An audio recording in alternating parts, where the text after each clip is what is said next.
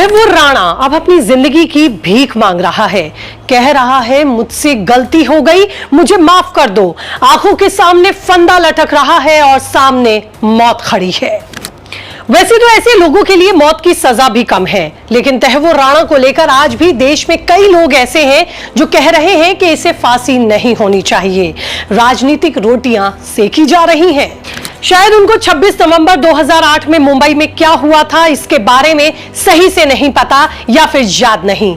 आखिर कोई कैसे उस रात को भूल सकता है जब मुंबई की सड़कों पर गोलियों की तड़तड़ाहट और बमों की गूंज ने हर दिल को दहला दिया था। 26 नवंबर 2008 ये वो तारीख है जब भारत के दिल पर वार हुआ। 166 बेगुनाहों की जान गई, सैकड़ों जख्मी हुए।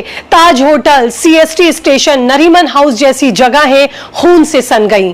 बच्चों ने माता पिता खोए, परिवार बिखर गए और मुंबई की वो चमकती रौनक आतंकियों के खौफ से सहम गई।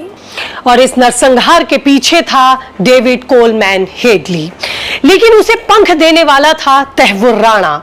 ये वो शख्स था जिसने हेडली को भारत में घुमाने, रेकी करने और इस खौफनाक मंजर को अंजाम तक पहुंचाने का रास्ता दिखाया। राणा ने फर्जी ऑफिस खोलकर, वीजा दिलवाकर और साथ ही हेडली को कवर देने का पूरा आतंकी खेल रचा। तो क्या अब इस राणा को फंदे से लटकाया जाएगा? क्या भारत का कानून उसे सजा दे पाएगा? पूरी बात बताती हूं आपको। नमस्ते, मैं ज्योति विनय कपूर आज आपसे बात कर रही हूं तैमूर राणा की। लेकिन किस तरीके से 2008 में उसने मुंबई को दहलाया, सबसे पहले उस दिन की कहानी जल्दी से आपको बता देती हूं। 26/11 मुंबई हमले जो 2008 में हुए थे, भारत के इतिहास में काला दिन है। हमले में 166 लोग मारे गए थे और सैकड़ों जख्मी हुए थे। हालांकि इस आतंकी हमले का मास्टरमाइंड था डेविड कोलमैन हेडली, जिसने मुंबई में हमले की पूरी प्लानिंग की थी। लेकिन हेडली अकेला नहीं था। पूर्व गृह सचिव गोपाल कृष्ण पिल्लई ने बताया था कि तैमूर राणा हेडली का करीबी दोस्त और सहयोगी था। राणा ने ही हेडली को कवर दिया था ताकि वो भारत में आसानी से आ जा सके और हमले की साजिश को अंजाम तक पहुंचा सके।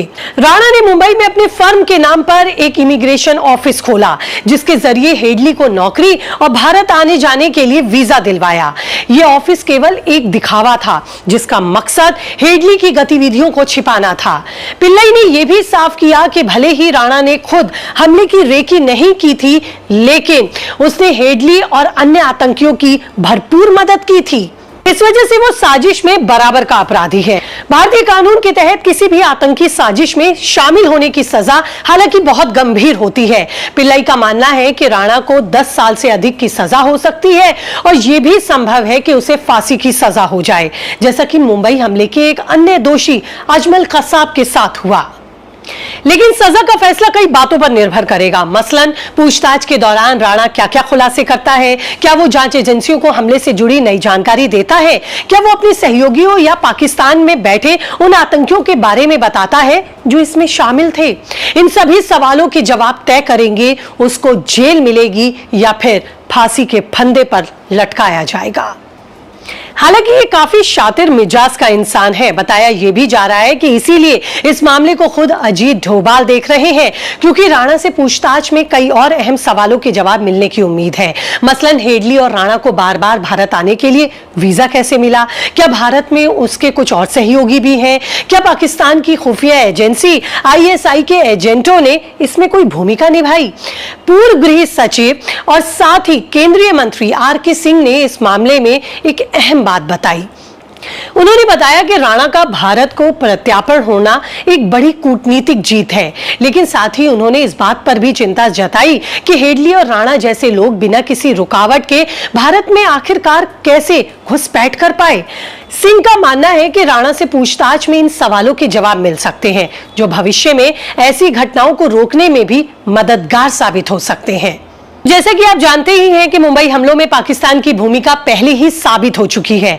हमले की साजिश लश्कर-ए-तैयबा और पाकिस्तान में बैठे उसके आकाओं ने रची थी, लेकिन पाकिस्तान ने अब तक इनमें से किसी भी आरोपी को भारत को नहीं सौंपा, न ही उनके खिलाफ कोई ठोस कार्रवाई की। ऐसे में राणा का प्रत्यार्पण भारत के लिए एक बड़ी उपलब्धि है। यह न केवल 26/11 के पीड़ितों को न्याय दिलाने की दिशा में एक कदम है, बल्कि ये दुनिया को भी ये संदेश देगा कि भारत आतंकवाद के खिलाफ अपनी लड़ाई में पीछे नहीं हटा। राणा के मामले में कोर्ट का फैसला अभी बाकी है। अगर वो दोषी साबित होता है तो उसे ऐसी सजा मिलेगी कि उसकी रूह कांप जाए। लेकिन इस मामले में एक और पहलू है जिसको अनदेखा नहीं किया जा सकता। राणा एक विदेशी नागरिक है। ऐसे में उसके प्रत्यार्पण का जो पूरी प्रक्रिया थी वो जटिल थी।